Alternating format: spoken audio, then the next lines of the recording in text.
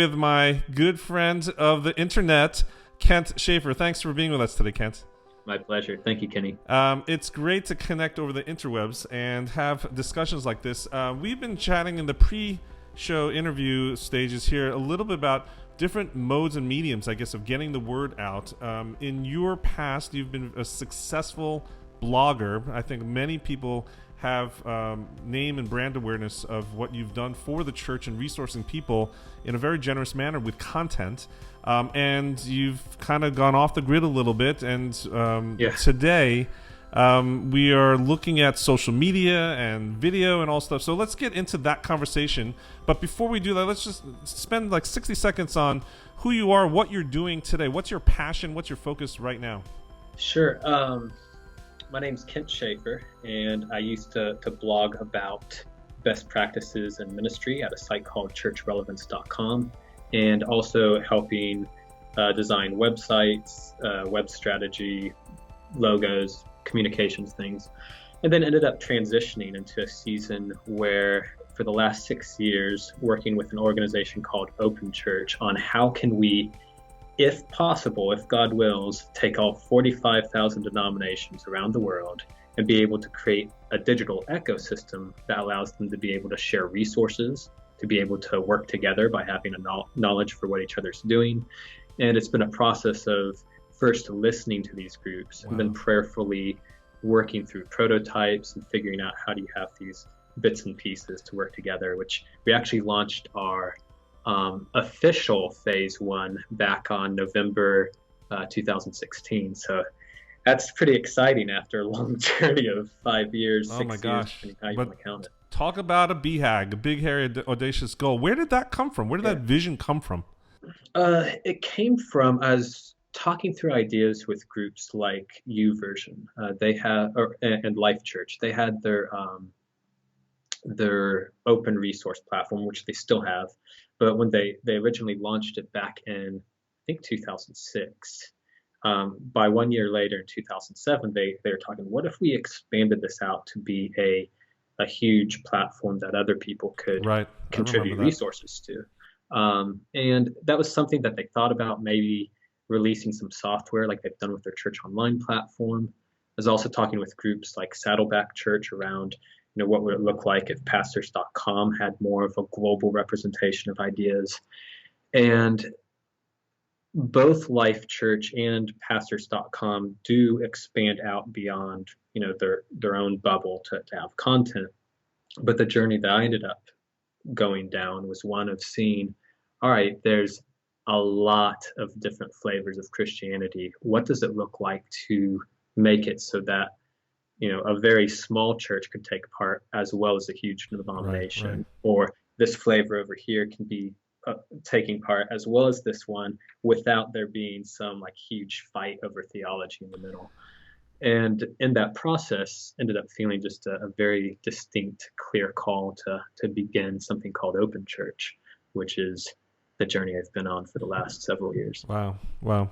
So let's circle back to the blog. So you've been very successful in using that platform in the past of connecting church leaders and resourcing the church. And since then, I mean, as a veteran, right, because we talk in dog years for social media and technology today. Since then, things have changed quite a bit, right? Facebook, Instagram, Snapchat, we're going in a direction where, we've heard the death of blogging, the death of Twitter. Where do you think things are going? Facebook, announced that within 5 years, all content, over 95% of content will be video. Do you agree with that? And is that the way people are going right now?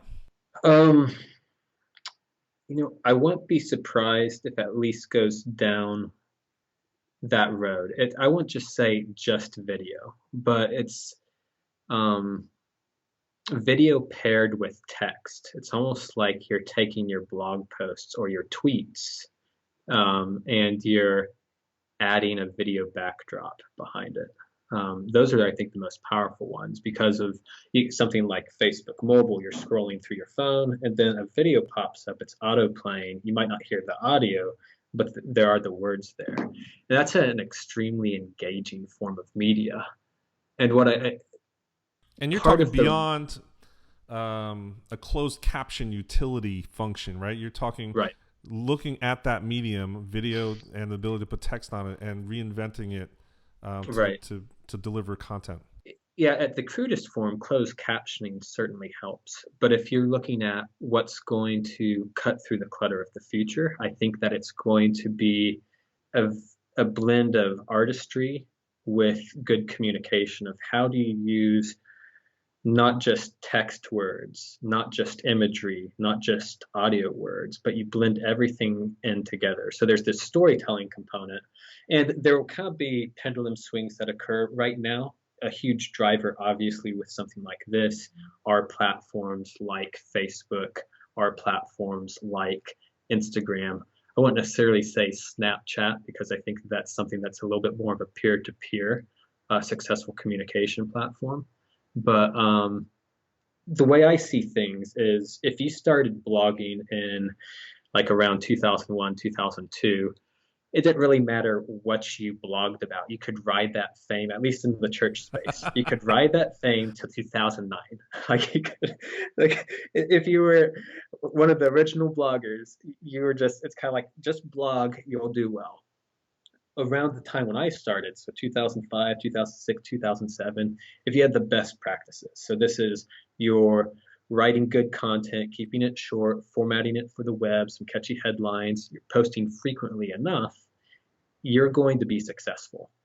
But then it was amazing because I started in 2006, and I remembered that in 2009, that's when we started to see some things shifting up. So this was the era where and you ended up having Seth Godin talking about tribes.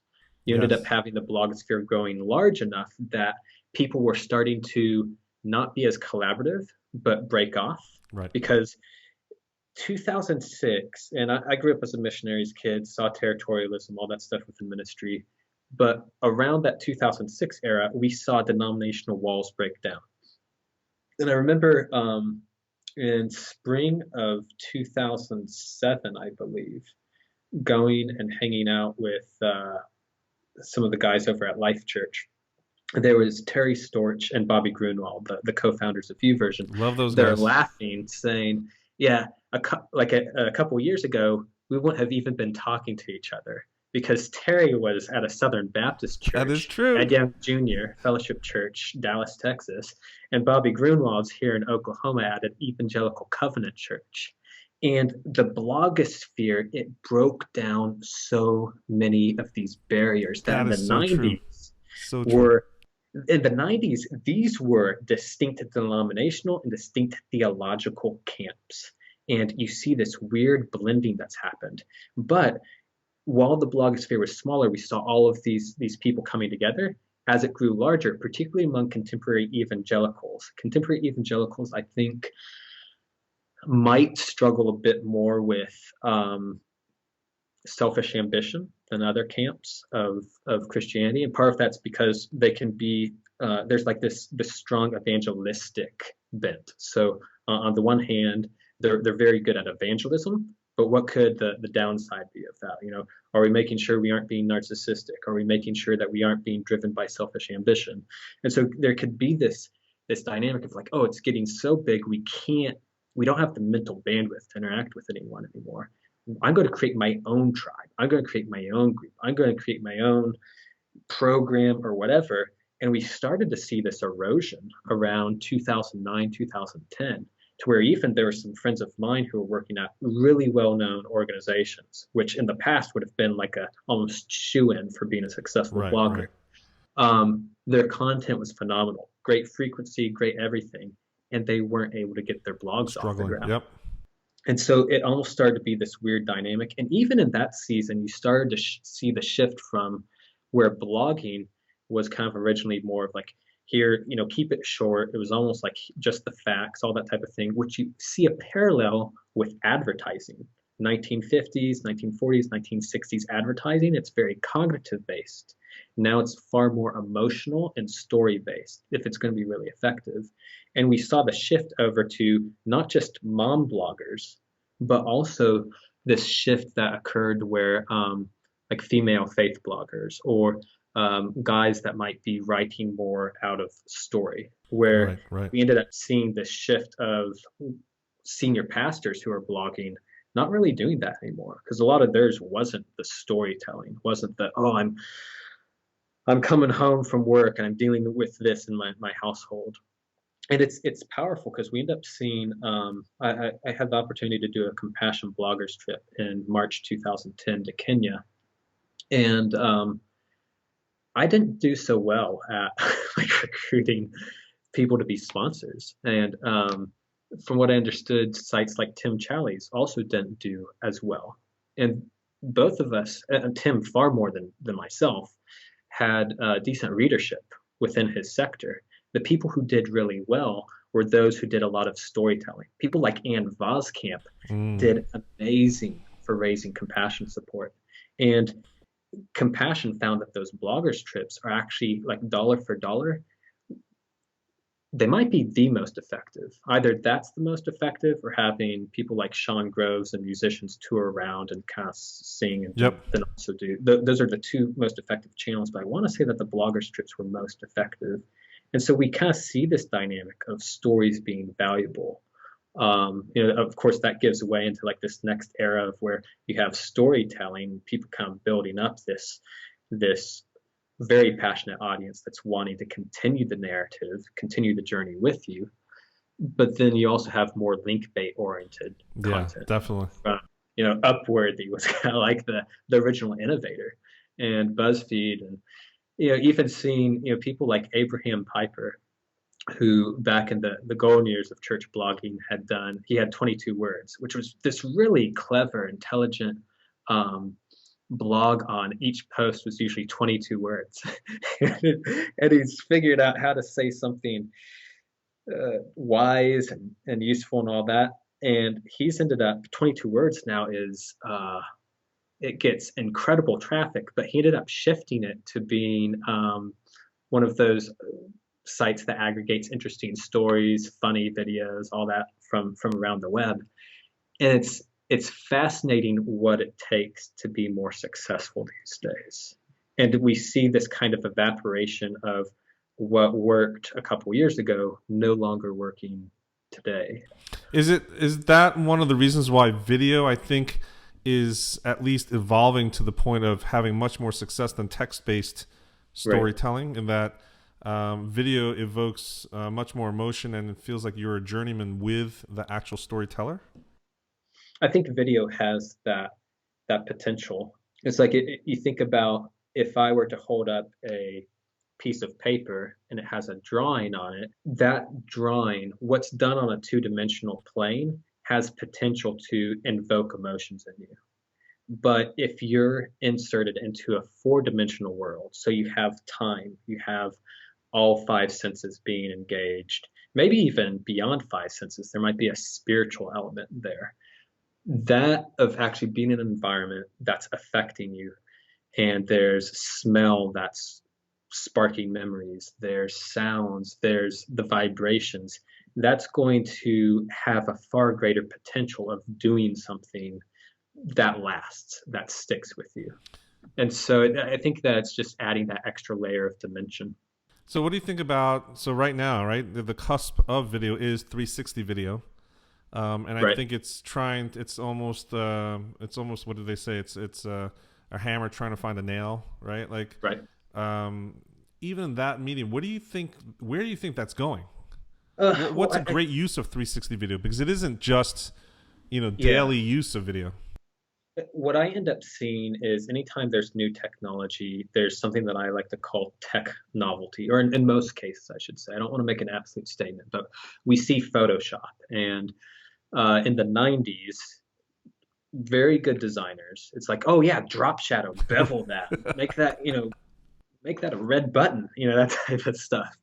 And then even 98, 2002, it was still all about the layers, all about the grunge design. And it took time, even among accomplished designers. They were a little bit drunk on the novelty of what the technology could do, Sure. and they become blinded to the finesse of actually using the principles and the science of good design that they already knew. a rediscovery of white space, a rediscovery of something that's subtle. So often, I mean, even with a great athlete, um, sometimes they make it look so easy. Wow, look at how they run. Look at how that guy does that impossible yoga move. That looks so easy. I should be able to do that. And it's like, no way, you can't do that. They make it look so effortless, and that's what good design does. And we see the same thing even like with worship environments, where in the medieval church, particularly among when the Catholic Church was figuring out, there's some competition and marketplace shifts with Protestantism. So all the more so it helps to have an environment that's appealing, that's attractive, that can even prime people to think of the divine. Sure. We have known for a long time that worship environments can have tremendous value. But then when we end up shifting into the world of technology that we've had in the previous, let's say, 12 years, there's this dynamic of, again, trying to do everything at once, where it's not to say that any one piece or ingredient of what's on stage is bad. Any of those elements could be used well. And by elements, I mean things like fog machines, Yes. strobe lights, gyros, motion lyrics, calligraphy lyrics, motion video behind the lyrics, Yeah. guitar solos, all sorts of Artists stuff on that's stage, going on. flag ministries. Right. And when you have all of it going on at once, you have nothing going on at all, pretty much. It's just this overwhelming bubble to where if the point of worship is to turn the trajectory of people's hearts to Christ, to turn people's attention to God and tune out everything else, people like sometimes people have better worship experiences if they close their eyes because there's so much junk and clutter going on Sure, the sure. stage. But And it's because it's hard to tell good stories. but going from text to Mm-hmm. image to Mm-hmm. video Right. is feeding some innate desire, right? There's this drive towards presence and relationship and Right. something you're trying to get removing some sort of friction that technology introduces or distance introduces, right? And Mm-hmm. so what I've been pondering recently is what is that drive so that you can discern the wheat from the chaff on 360 video, right? So you can discern then what Right. is a real powerful use of 360 video, because it is a novelty right now, right? Right. Powerful usage, in my mind, are cases that it's not technology for technology's sake. It's not 360 for 360. It's actually having real application. So same thing like with a worship environment. So usually any of that stuff's done poorly because maybe people don't necessarily they want to use it, but it's not always applicable. Maybe it's not the right tool for that right Right, moment, exactly. or maybe they aren't gifted storytellers in using that technology, which isn't it's not a bad thing. You have to start somewhere, and so much of the most powerful like it's that's a whole nother theological rabbit trail I could go Yes. down. As far as like God does not need all of these things that we do in our own strength. But I remember one of the best uses of a video behind lyrics that I've seen was one church was for Easter singing the song that goes, Hallelujah, grace like rain falls down. And right in that moment, they had a video of drops just falling down and hitting. And in that sense, it's being used very powerfully because you're having people focus on, wait, what am I saying? Because so often we can sit in the pews, Correct. stand in the pews, Correct. and say stuff robotically without engaging with our hearts and minds. And so 360 video, in a sense, that can make people feel like they're present, like they're actually there. So maybe it's, oh, here's this people group we're trying to serve. Here's what life is like for them. And to be able to have, and not just like 360 almost is like this first layer of the virtual reality world.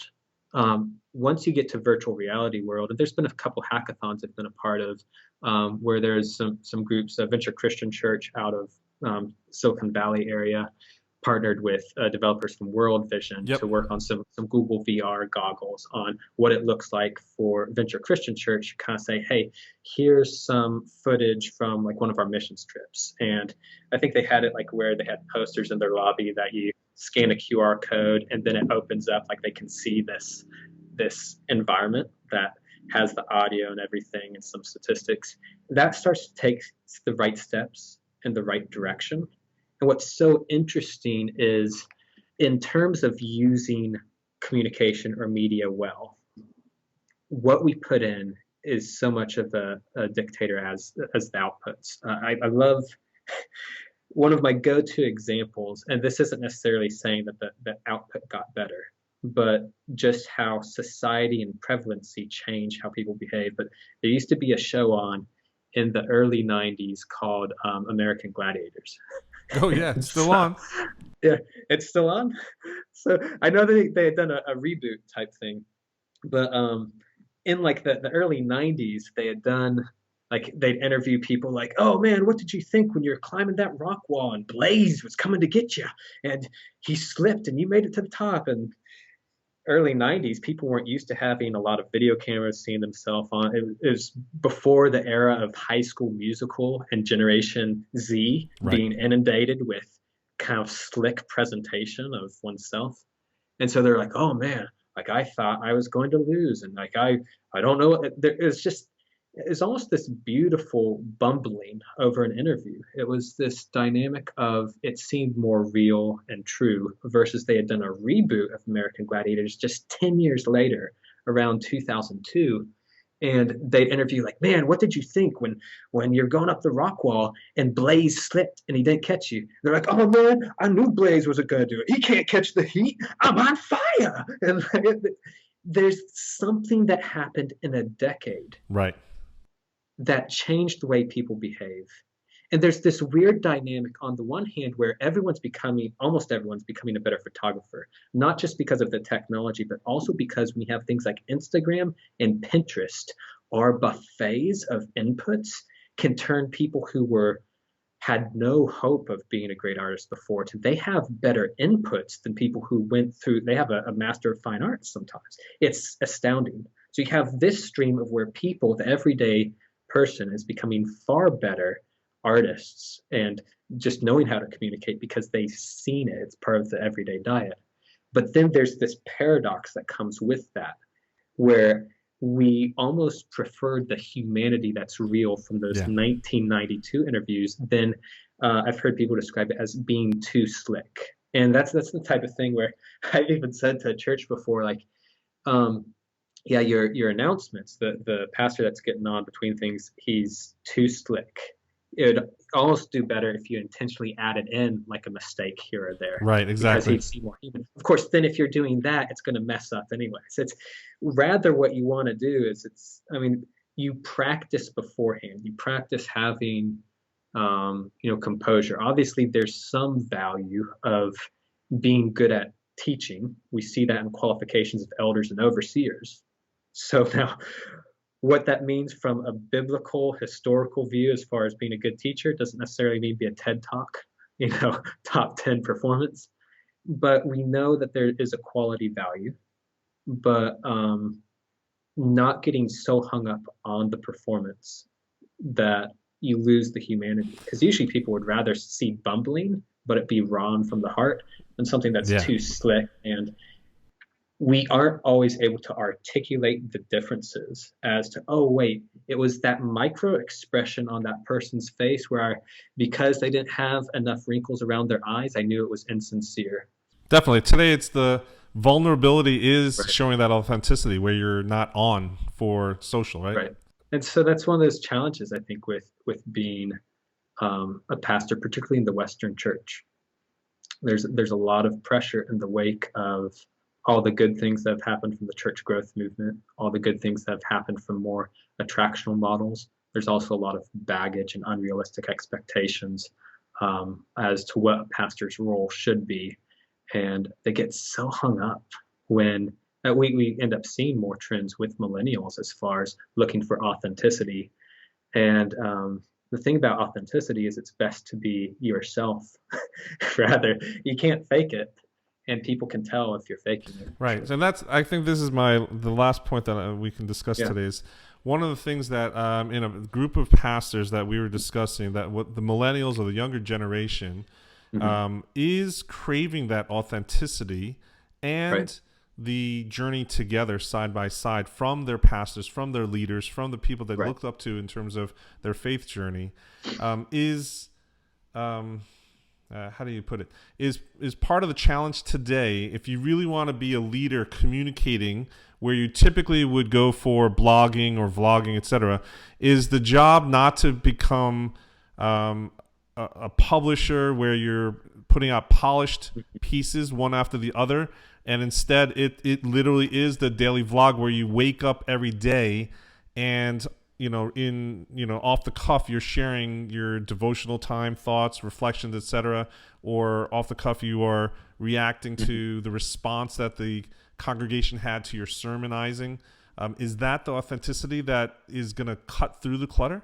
It's kind of a yes and no. Again, things are in life are so complicated because I used to talk about design as credibility. And so if someone doesn't have a Exactly. relationship, if they haven't engaged with your content yet, your aesthetic presentation, at least based on culturally, that's going to be valuable. So like I've lived in gated communities and golf courses. I've lived in homeless districts and rough areas of town. And if I'm in the affluent suburbs and you have cracked pavement and grass growing up through it, there's going to be a different set of Sure, expectations. of course. If you take a church that's in the middle of a rougher neighborhood and it's too polished, you take that suburban parking lot and you put it in there, you might actually drive people away somewhat because it seems too slick. And that's not to make a black and white statement, but there's certain things as far as trying to prime, like, okay, like, are you fitting in with the culture? And so what becomes challenging, and even as some people have tried to analyze Casey Neistat's videos,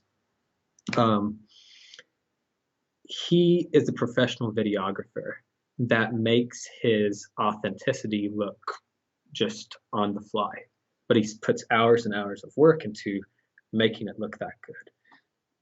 And part of the challenge, and what's always a struggle for me, is looking at the dynamics of so often God just, the powerful moves of God happen outside of man's strength. But then there is this dynamic of sometimes the things that we do can reach further. So, parable of the talents I look at as spiritual gift of administration. Among the two people who were being obedient, one of them was able to reach further, maybe because of the spiritual gift of leadership or spiritual gift of administration. So there's a value for practicality in ministry, but it always has to be within the parameters of God. And so there are dynamics that we see very practical choices as helping ministries go further. And talking in terms of communication, having some base level expectations for what the people need and want, I think is important. Right, And exactly. often, even looking at Marshall McLuhan type ideology of medium is the message. And it's your cell phone, you're never supposed to be a slave to the technology of your phone. Rather, it's supposed to be an extension of your communication. It's supposed to help you. And so if you think about how would I communicate with someone one-on-one, like if my only job for the rest of my life was to disciple one person, as Alan Hirsch says, discipleship being turning the trajectory of one's heart towards Yes. Christ, whether they're a believer or not. So whether it's evangelism or whether it's discipleship, it's all discipleship. And what would it look like to do that for one person or for three people? If all I had to do was disciple three people or 50 or 100 or 10,000. And as you scale larger, we tend to have systems or routines that degrade the quality of that engagement. And so as we try to think through, what does this look like? One of the things I find fascinating is in sales, it's always said that it's better to dress equal or above Correct. your mark. Yeah, I've heard that Whoever too. you're trying to reach, you Yeah. dress equal to them or a little bit above. But what I've found in personal experience, I believe that this is very, very important if you're trying to optimize spiritual potential, is you dress equal to or slightly below who you're trying to reach. Because in that case, it sets the stage for people to be able to engage with what you're saying, with hopefully gospel, scripture, things that release the Holy Spirit.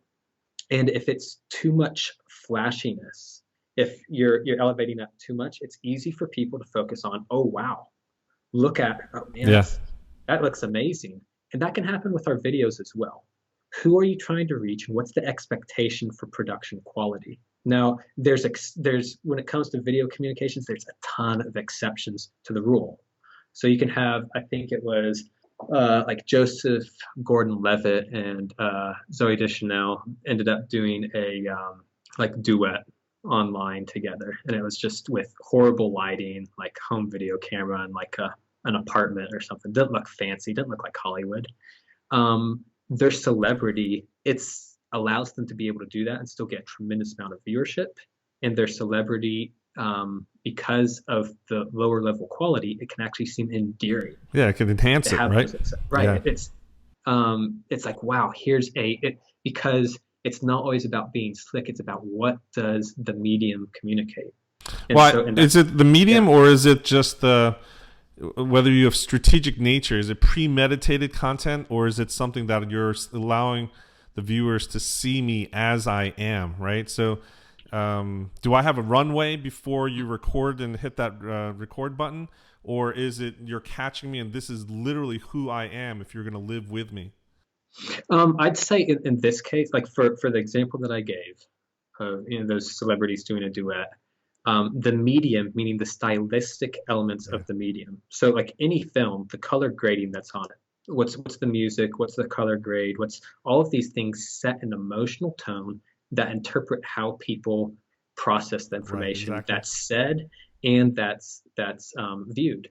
And so, what it does in a case where you have two very well known celebrities is having lower quality footage shows an intimacy. It's like, oh, I'm inviting you into it's like, just, Right. hey, this feels authentic. It's not a Kardashian staged environment of our assistant took this, ran it through Photoshop 3 times, pushed it out. Correct. It's it's different in that sense. And that's where I think what we have to realize is, what's the best way to connect. I mean, even I find it fascinating that when LinkedIn's tried to push some of their video content, they've had their CEO use really shoddy footage, Yeah. like from his camera phone. I think because there's almost wanting to people to feel like, hey, like I can do that too. Yeah, I'm It's one of you like guys, right? That's right. what he wants to communicate. And so, like with everything that we do, like all the stylistic elements, there's often something gained and something lost in how we communicate.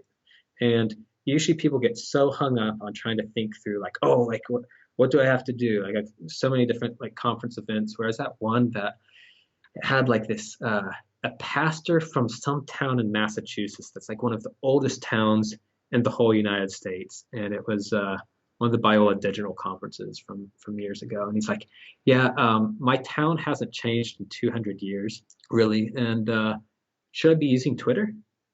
And it's like, no, you shouldn't be using Twitter. Or there's another group that I remember a leader from the LA Latina community. She came and she's like, this was in 2009. I feel like everyone at this conference is saying Twitter, Twitter, Twitter. And Twitter was definitely in its heyday then, but it just doesn't feel right.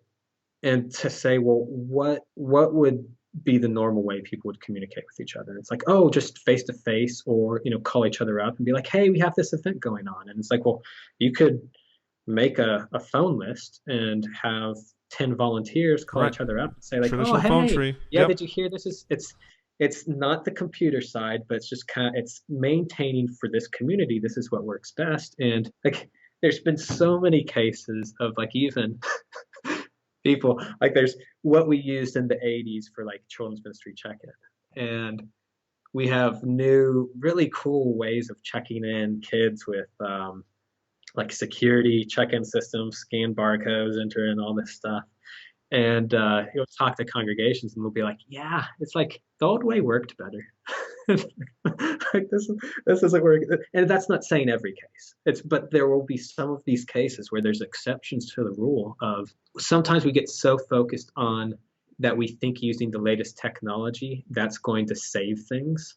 when it's just being simple of like, okay, what resources do I have at hand, and what's the most effective way to make stuff work. Yeah, that's a good reminder for us to always look at what the core objectives are, and at the very foundation, most of the time, it's what's best for the relationship, Right. not just for the use of technology.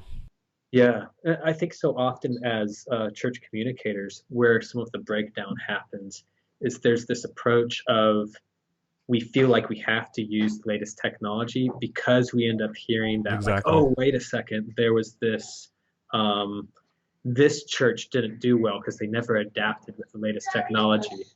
But then what ended up happening is there's a difference on if you're pursuing technology and your audience isn't using that technology.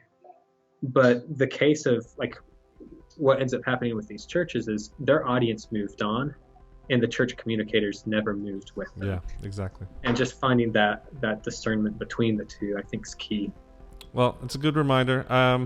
I thank you so much for checking in with us today. These are all great things that we need to wrestle with. And I think one of the takeaways I have from this conversation is that we really need to wrestle with the tensions that are present in so many of the different things that we decide to pursue for the sake of the kingdom, for our programs, for activities, and even just for our faith journey itself.